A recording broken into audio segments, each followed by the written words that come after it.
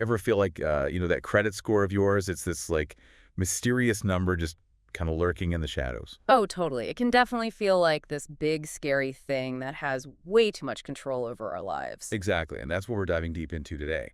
Credit scores and how to, like, actually manage that debt that might be holding you back. Yeah, we're going to try to take some of the mystery out of it, hopefully make it feel a bit more manageable. Yeah, for sure.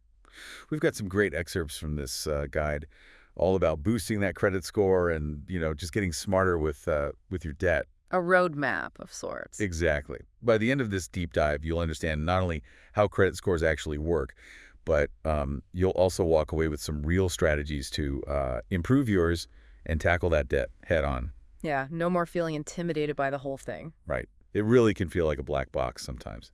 So let's just get right to it. What exactly a credit score anyway?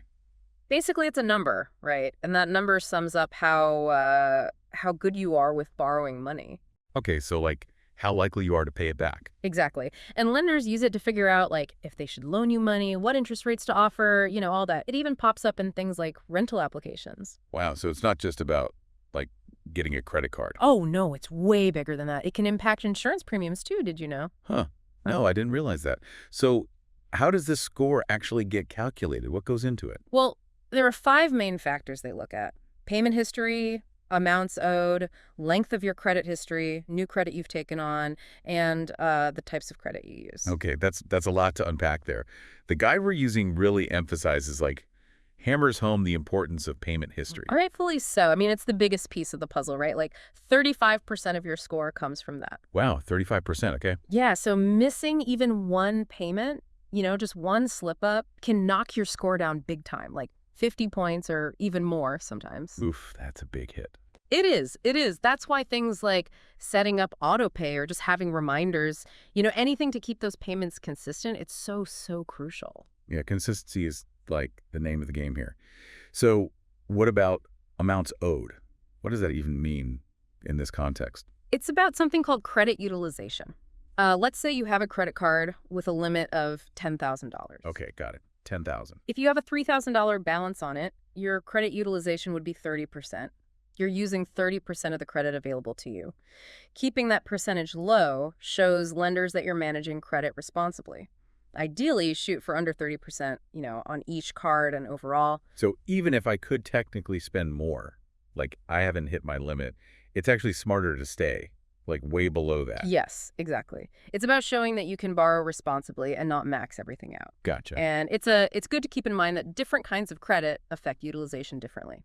Oh, interesting. Revolving credit, like Yeah. credit cards, those have a bigger impact than, say, installment loans, like a mortgage. So having a mix of credit can actually be a good thing. It can be, absolutely. As long as you're on top of it, managing everything well, it shows lenders that you can handle different kinds of debt.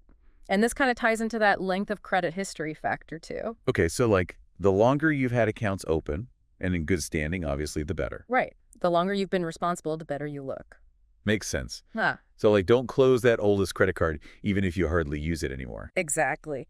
Now, new credit, when you open new accounts, those play a role, too. Okay. Every time you apply for a loan or a credit card, you get what's called a hard inquiry on your credit report. Our hard inquiry, got it. Too many of those in a short time can make lenders a little nervous. They might think you're taking on too much risk, So resisting those tempting store card offers, that's actually good for my score.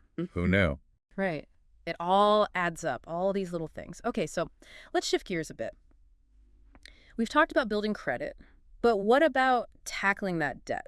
I mean, feeling overwhelmed by debt, that's a really common experience. Oh, for sure. Yeah. It's a huge weight for a lot of people. It is, it is. But this guide, it gives us some really practical approaches to start getting out from under that debt. Like the snowball and avalanche methods, right? Yeah. Those are the popular ones, I think. Yeah, those are the big ones. So the snowball method, it's all about like building momentum.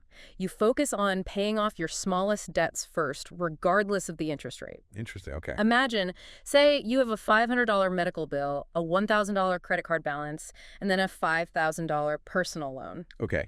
You tackle the medical bill first, knock that out, then the credit card, and finally that big personal loan. I see. So it's almost like I don't know, like a psychological boost from getting those quick wins early on, right? Exactly. It keeps you motivated to keep going. Now, the avalanche method, that one's a bit different. It's more strategic. You go after the debts with the highest interest rates first. So you might end up paying a little bit more overall at the beginning, but you save money in the long run on interest. You got it. It's like attacking the most expensive debt Yeah. first. Yeah.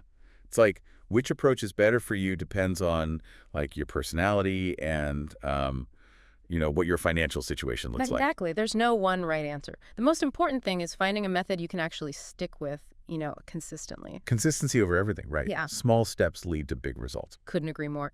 Even small amounts of money, if you're consistently putting them towards debt reduction, it really adds up over time. And don't forget, there's no shame in reaching out to a financial advisor. Yeah, they can really help you tailor a plan that works for you. It's interesting to me how much control we actually have in this whole process. Right. It's empowering. It's not about being perfect with your finances. It's about making informed choices, being consistent, and just, taking it one step at a time. I love that. One step at a time. So as we wrap up this deep dives, think about, just one small step you can take today to start getting a handle on your finances. Maybe it's setting up that auto pay, maybe it's finally creating a budget, or even just calling your credit card company to try and negotiate a lower interest rate. You've got this. Absolutely. Small changes add up. That's all the time we have for today's deep dive, but the conversation doesn't have to end here. What are your biggest takeaways and what action will you take? Let us know. We're in this together.